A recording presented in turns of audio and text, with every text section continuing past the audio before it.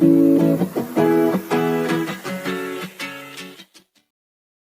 Back, कैसे मिलूंगा दोबारा से एक और नई वीडियो में। तो आज मैं भी इसकी वीडियो में हूँ और ये वीडियो दोनों चैनल्स पे डलेगी।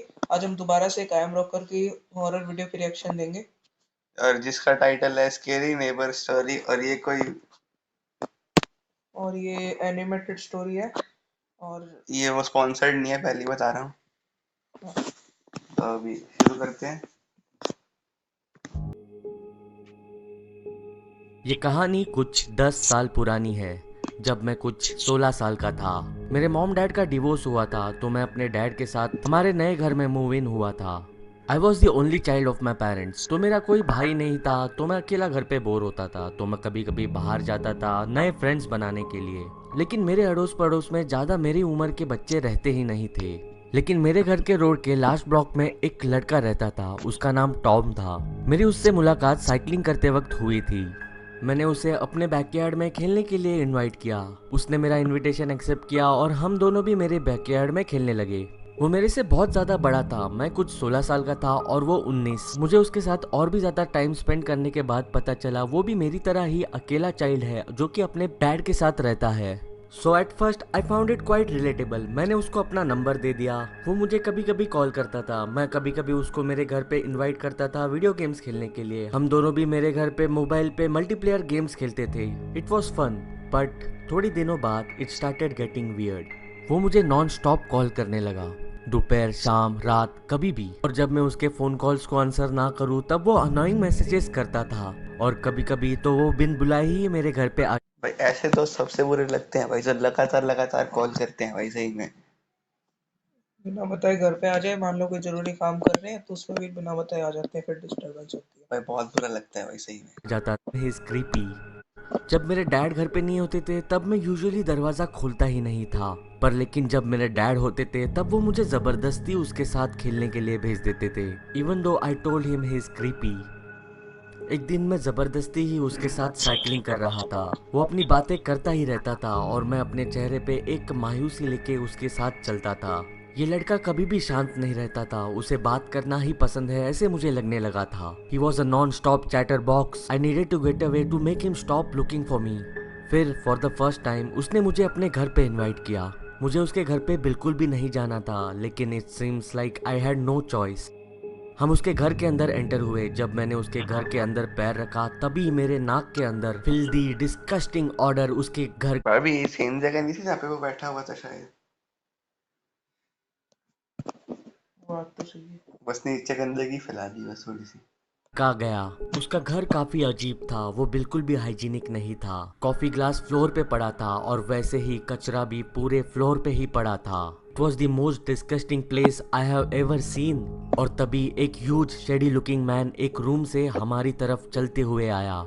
वो मुझे एक वियर्ड तरीके से देख रहा था। मुझे उसे देखकर बहुत ही ज्यादा डर लगा। मुझे ऐसे लगा मैं थोड़ा सा अपना कदम पीछे ले लूं। अंटिल टॉम ने मुझे उस आदमी को उसके डैड कहते हुए इंट्रोड्यूस किया। उस आदमी ने मुझे एक अजीब लुक दिया और वो वापस उसी रूम में चला गया जिससे वो आया था। इट वॉज ऑफिशियल कि ये लड़का बहुत ही ज्यादा क्रीपी है और आई मे से हिज फादर और हिज फैमिली। मुझे उस लड़के से दूर जाना था। मैंने डिसाइड किया मुझे अब इस घर में भी नहीं रहना है। तो मैंने उसे डॉक्टर के अपॉइंटमेंट का रीजन दिया और मैं वहां से निकल गया।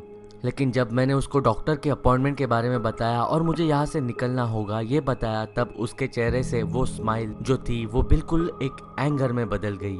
It felt like his smile just shaded away into anger. वो बहुत ही ज्यादा गुस्से में मेरी तरफ देख रहा था। लेकिन आई हैड टू लीव और मैं वहां से निकल गया। मैं अपनी साइकिल लेके अपने घर पे पहुंचा। मैं होप कर रहा था कि मेरे डैडी घर पे हो। दरवाजा लॉक था। मैंने अपने घर के की से दरवाजा खोला और मैं घर के अंदर चला गया। मैं होप कर रहा था डैडी घर पे हो, लेकिन वो नहीं थे। मेरे डैड जब मैं घर पे नहीं होता था और वो जब बाहर जाते थे तो वो डोर के पीछे एक नोट लिखते थे। उन्होंने इस बार भी वो नोट लिखी थी कि वो इमरजेंसी में ऑफिस जा रहे हैं। तो उस रात जब मैं सोने जा रहा था तब मैंने अपने मोबाइल में अपनी ईमेल्स चेक की। टू माई सरप्राइज वहाँ पे 5 ईमेल्स थी और वो ईमेल्स मुझे भेजी गई थी tomtom20@gmail.com के आईडी से। It was him. एक ईमेल में लिखा था यू मेड अ मिस्टेक, दूसरे में लिखा था I know where you stay और बाकी सब ईमेल्स गालियों से भरे थे। मैं तभी बस 16 साल का था और ये सब देख के बहुत ही ज्यादा डर गया। मैं भाई गालियों से बच गए, घर वाले देख लेते तो क्या होता क्या ही हो जाता, है। क्या ही हो जाता। और नहीं तो क्या, बस कुटाई तो होती, बस सर फोन ले लेते उससे, उससे ज्यादा क्या ही होता। इंटिमिडेट हुआ। मुझे लगा मुझे अपने डैड को ये सब कॉल करके बता देना चाहिए। मेरे सेलफोन में बैलेंस नहीं था तो मैं अपने किचन फोन की तरफ चलने अरे लगा। पहले से बज कैसे रहा है, नोटिस किया तूने, पहले से बज रहा है। वैसे घर में आया था तो यहाँ पे उसकी वो घंटी पहले से बज रही थी। जैसे ही मैं अपने किचन फोन की तरफ चल रहा था, मुझे अपने किचन के खिड़की के बाहर से बुशेस से आवाज आई। वो आवाज थोड़ी सी मरमरिंग की थी। मैं खिड़की के पास गया। जब मैं खिड़की के पास गया और खिड़की के बाहर देखा, तब मैंने एक आदमी का चेहरा देखा। मैंने रियलाइज किया ये चेहरा टॉम के डैड का है। मैंने अपने डैड को फोन किया और पुलिस को भी कॉल करके बुलाया, लेकिन बाय द टाइम पुलिस आए वो वहां से चला गया था। मैंने पुलिस को सब कुछ एक्सप्लेन किया। मेरे डैडी भी जल्दी घर पे आ गए। मेरे डैड ने उस आदमी और उस लड़के के खिलाफ एफआईआर दर्ज की। टॉम और उसके डैड कुछ 3 दिन बाद ही उस घर को छोड़ के कहीं और शिफ्ट हुए। मुझे पता नहीं टॉम और उसके डैड के क्या इंटेंशंस थे। मुझे पता नहीं टॉम के डैड मेरे घर के खिड़की के बाहर क्या कर रहे थे। थैंकफुली मैंने उस समय खिड़की के बाहर देखा और वो वहां से चले गए। लेकिन आज भी जब मुझे वो चीज याद आती है, मेरे शरीर के रोंगटे खड़े हो जाते हैं। भाई इतने में कैसे रोंगटे उड़ेगा, भाई देख ही तो रहा था बस। उसकी शक्ल देखी थी।